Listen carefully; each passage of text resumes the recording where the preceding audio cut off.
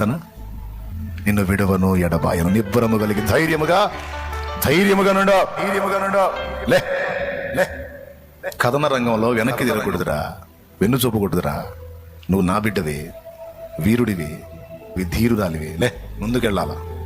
కథన రంగం అంటే యుద్ధ రంగంలో వెన్ను చూపకూడదు, పోరాడాలి ముందుకెళ్ళి.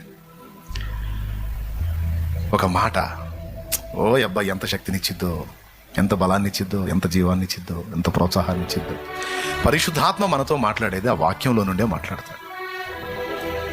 పరిశుద్ధాత్మ మనతో మాట్లాడే ఫోన్ దేవుని వాక్యం. దేవునికి స్తోత్రం. నాతో ఎన్నోసార్లు అలా మాట్లాడి నన్ను ఆదరించిన అదే ప్రభు ఈరోజు నిన్ను కూడా అలా రమ్మంటున్నాడు.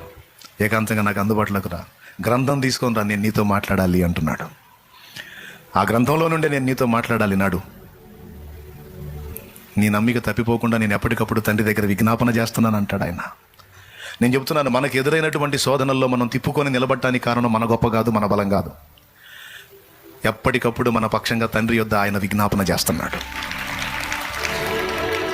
లేకపోతే వాడు వేసిన బాణాలకి ఎప్పుడు అడ్రస్ లేకుండా, పత్తా లేకుండా పరారవ్వాలి మనం. కానీ మన పక్షంగా తండ్రి కుడి పార్శ్వమందు నిలిచి విజ్ఞాపన చేస్తున్నాడని రాస్తుంది లేఖనంలో. చూస్తారా? చూడండి, రోమా ఉంది చూడండి. రోమాపత్రిక 8వ అధ్యాయం, కొలసాయి పత్రిక 3వ అధ్యాయము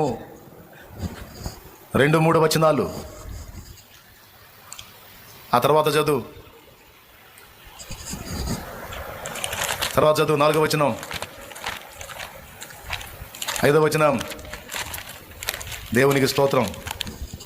ఆ పైన చూడు, 1వ వచనం నుంచి.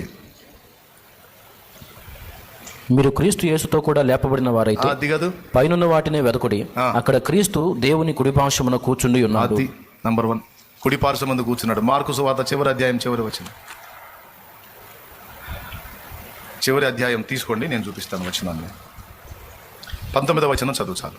16. ఇలాగూ ప్రభువైన యేసు వారితో మాట్లాడిన తరువాత పరలోకమునకు చేర్చుకొనబడి దేవుని కుడిపార్శ్వమున ఆసీనుడయ్యను. ఓకే, ఎందుకు దేవుని కుడి పార్శ్వమున ఉన్నాడు? రోమాపత్రిక 8:34 ఇప్పుడు చదువు.